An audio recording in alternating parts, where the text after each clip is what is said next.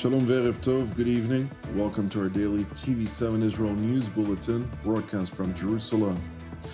U.S. Special Envoy Jared Kushner meets with Hamas's senior officials in Egypt to convey a clear message demanding disarmament in exchange for the IDF's withdrawal. The Iranian army's commander-in-chief announces a bounty of some $30,000 for the capture or murder of any American. And President Donald Trump says Americans will have to cope with higher oil prices for a little longer as the Ayatollah regime reaches a point of evident distress. The Islamist Hamas terrorist organization has been informed that only after it verifiably disarms will the IDF withdraw from the Gaza Strip. In a face-to-face meeting between President Donald Trump's son-in-law and Special Envoy Jared Kushner with senior Hamas figures in Egypt, the American envoy conveyed this message. However, according to a source familiar with the details of the discussions, it was emphasized that Kushner's meeting with senior Hamas officials, members of a designated foreign terrorist organization, should not imply any governing or other role for the terrorist organization in the future Gaza Strip. Earlier, Kushner, alongside Tony Blair and Nikolai Mladenov, who is the Board of Peace Director, met with Egyptian President Abdel Fattah al-Sisi, during the course of which they had discussed progress in the advancement of the 15-point plan, which has been promoted by the Egyptians alongside the Qataris and the Turks as a plan to disarm the Islamist Hamas, following months in which the Islamist terrorist organization effectively refused to disarm. And while Prime Minister Benjamin Netanyahu had announced last week that he effectively rejects the 15-point plan, in light of the sequencing of the disarmament process, Board of Peace officials have clarified that there were little to no disagreements between Israel and the board's initiative, and that they expect to reach an understanding within a short period of time. Meanwhile, Jared Kushner, Tony Blair, and Nikolai Mladenov traveled to Israel earlier today, during the course of which they met with Prime Minister Benjamin Netanyahu, among other Israeli senior officials. Turning now to Lebanon, where the Iranian proxy Hezbollah violated the ceasefire on Saturday morning when its terror operatives launched an attack drone near the Ali Tahir Ridge in the southern part of the country, targeting IDF Commando Brigade troops, resulting in 3 casualties. In response, the IDF launched aerial and artillery fire against Hezbollah targets throughout southern Lebanon, to include a targeted elimination of a Radwan Force Battalion commander, which is Hezbollah's most elite force. Ultimately, it has been reported that 13 people affiliated with Hezbollah were killed, to include family members of the Radwan Force Battalion commander, along with 20 others who had sustained separate degrees of injuries. Meanwhile, Prime Minister Benjamin Netanyahu released a statement which read, quote, "Hezbollah violated the ceasefire in Lebanon and attacked our soldiers within the yellow line. 3 IDF soldiers were seriously injured in the attack.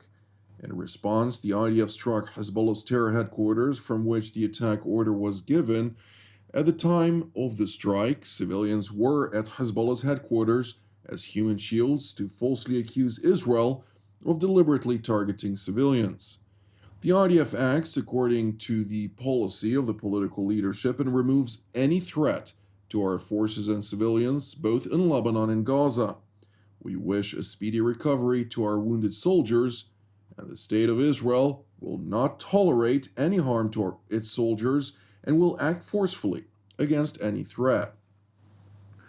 Meanwhile, in Yemen, the Iranian proxy Ansar Allah, which is dominated by the Houthi tribe, persists its blatant attacks against civilian infrastructure of the internationally recognized Yemeni government, as well as energy infrastructure and commercial vessels belonging to the Kingdom of Saudi Arabia. Meanwhile, in Yemen's southwestern Taiz province, heavy clashes between Saudi-backed and Iranian-backed tribesmen have resulted in the elimination of over 250 Houthi terrorists in the past 72 hours alone, marking the most severe escalation in the war-torn country since the latest round of escalation began. It is important to explain that while the Houthis and to a lesser degree Hezbollah have escalated their belligerence over the weekend respectively, the situation in the Islamic Republic of Iran, which encourages its proxies to escalate, is clearly deteriorating to a point of distress. In parallel to an emergency meeting of the Ayatollah regime's Supreme National Security Council to address growing concerns over the Islamic Republic's separate security agencies over a possible resurgence of protests, the Iranian government has held a separate emergency meeting over the rapidly deteriorating economic situation throughout the country, which merely a couple of weeks ago unabashedly proclaimed victory over the United States and Israel. The issue of livelihoods that our brother is talking about, the rise in prices that he is talking about, well, that is natural. Previously, we used to bring goods by ship, but now they have to travel the entire route before reaching us. The cost of the finished product has gone up. Our income has also decreased. We used to sell oil, but now we cannot sell it. They have destroyed a number of factories, and we cannot collect taxes from them in the same way. Not only can we not collect taxes, we also have to give them money to keep them operating. The wheels of the economy have to keep turning. Well, the situation in Iran is rapidly deteriorating, with footage emerging out of the country purporting to show motor vehicles standing in line for many kilometers, desperate to purchase some fuel. The RGC in tandem continues to try to attack commercial vessels transiting the Strait of Hormuz, largely to no avail. According to the United States' Energy Secretary Chris Wright, exports through the Strait of Hormuz are higher than many independent assessments, with oil exports through the strait having neared a 7-day average of approximately 9 million barrels per day. Meanwhile, in a clear show of desperation, the Iranian army commander-in-chief blatantly announced that the Ayatollah regime would pay roughly $30,000 to any of its troops to either kill or capture an American. Whoever, any dear combatant of ours, kills an American or captures one and hands them over to any of the units of the Islamic Republic of Iran Army, supported by those dear individuals who wish to participate in financial jihad, but under the guarantee of the army, alongside the great reward of the jihad, we will provide a proper gift. This gift is equivalent to $30,000, approximately 5 billion tomans.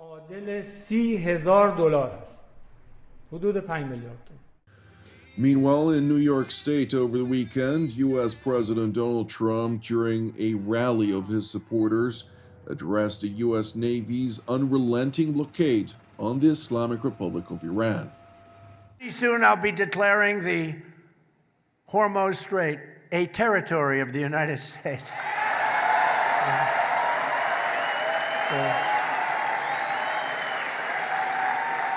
Essentially, that's what it is. We have the blockade. No ships get through unless we want them to. You know, I built the military, and now I used it a little bit more than I wanted to, frankly, but that's okay, because we cannot let Iran have a nuclear weapon. Do we agree? President Trump continued by reminiscing on the days prior to the operation against the Islamic Republic of Iran, when gas in the United States cost some $1.95 a gallon, which is equivalent to less than 50 euro cents a liter, pointing out that he had to make the crucial decision of preventing the Ayatollah regime from attaining weapons of mass destruction, even if it meant that Americans would have to pay a little bit more for a limited period of time. I just got back. I was in Iowa helping some people, and I was in office, and we're looking at the pump, and it's $1.95 a gallon, and another one was $1.85. I was at $1.85 a gallon, and I meet them the following day. I said, I have bad news for you guys. We have to make a little journey to the Middle East because we have to put out a potential disaster, a potential very big fire like you've never seen. We can't let Iran keep going. They would have had a nuclear. If we didn't hit the B-2 bombers, if we didn't hit them, you would have had a nuclear weapon, and it would have been a very sad day for this country and for the entire world. So I said, we're going to have to put out the fire in the Middle East, and we've done that. They're never going to have a nuclear weapon. We have loaded up. So I just say this. So for you to pay a tiny little bit more for your gasoline, just remember, you're doing it so that a very evil country cannot have, a country really, it's the #1 state sponsor of terror in the world. We don't want to have them have a nuclear weapon. So remember that when you have to pay a little bit more, you're at $4. It's okay. I mean, it's, I'll never apologize. I did the right thing. You just have to remember that what we're doing is a great service for the world, not only for ourselves, for the world, and we're really doing a great job. Our military is unbelievable. The blockade is unstoppable. It's a wall of steel. The blockade is a wall of steel. Thank you for watching TV7 Israel News, which is made possible by the generosity of our viewers. If you're blessed by our productions and would like to help support TV7 Israel, which operates as a nonprofit, you can donate via our website at www.tv7israelnews.com. Please keep praying for the peace of Jerusalem and the salvation of Israel. I'm Jonathan Essen wishing you a Shavua Mevorach, and God willing, until our next update, Shalom from Jerusalem.